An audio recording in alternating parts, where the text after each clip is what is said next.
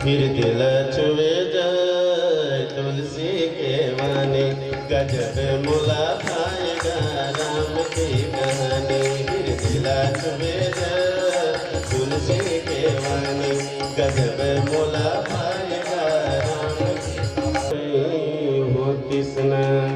रत्नवली के बात में संगी तुलसी लगे बानी जी, अरे ये कलयुग के उद्धार करे बर लिख दिस रामायण कहानी जी।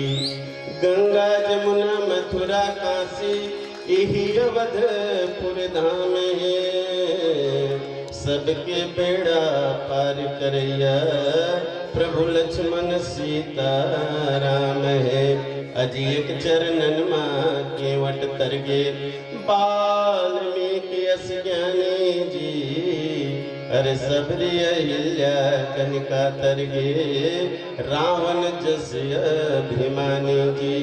कन कन माँ भगवान बसे ये भारत की माटी में, संहत राम खड़े हैं देखो यही गांव के मुहाटी में। ये गांव अवधपुर कस लागत है, धन्य भाग नर नारी के, अरे महुआ भागा दर्शन पाए मानस हरियर बारी के।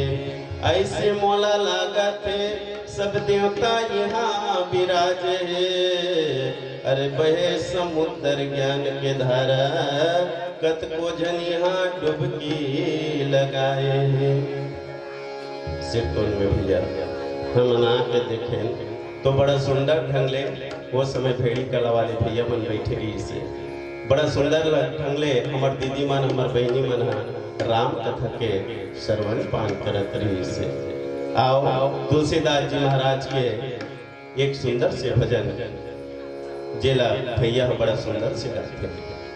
फिर दिल छुए जाए तुलसी के वाणी, गजब मुला खाएगा राम की कहानी। फिर दिल छुए जाए तुलसी के वाणी, गजब मुला खाएगा राम की कहानी। बड़े बड़े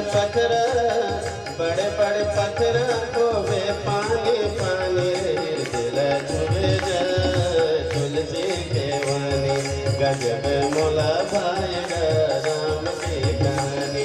फिर दिल छुए जाए तुलसी के वाणी, गजब मोला भाएगा राम की कहानी।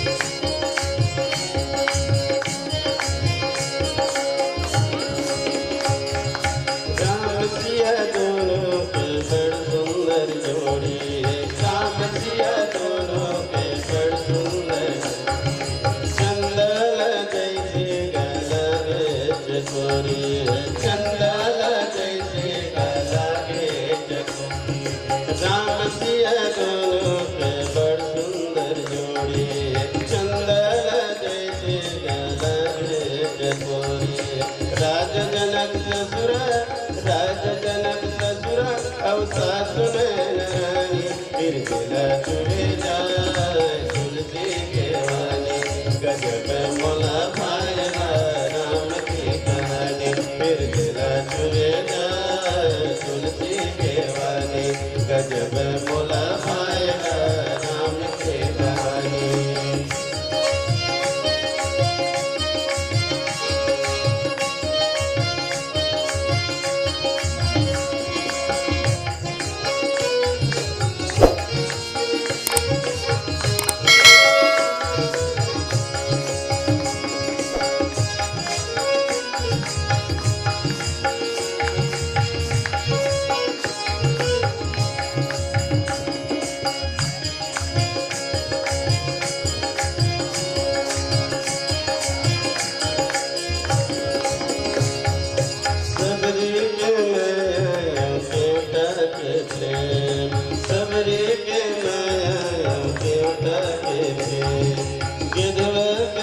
भक्ति अवतारकने गिद्धवा के भक्ति अवतारकने सबरे के माया के उठा के प्रेम गिद्धवा के भक्ति अवतारकने शिव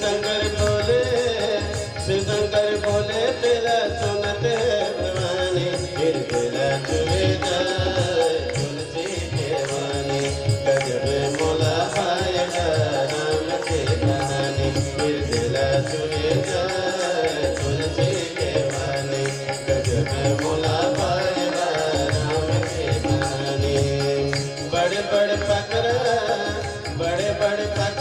होवे पानी पानी फिर तेरा चुवे जाए तुलसी के वाणी गजब मोला पाएगा राम की कहानी फिर तेरा चुवे जाए तुलसी के वाणी गजब मोला पाएगा राम की कहानी। सर्वप्रिय रामचंद्र की जय। चलिए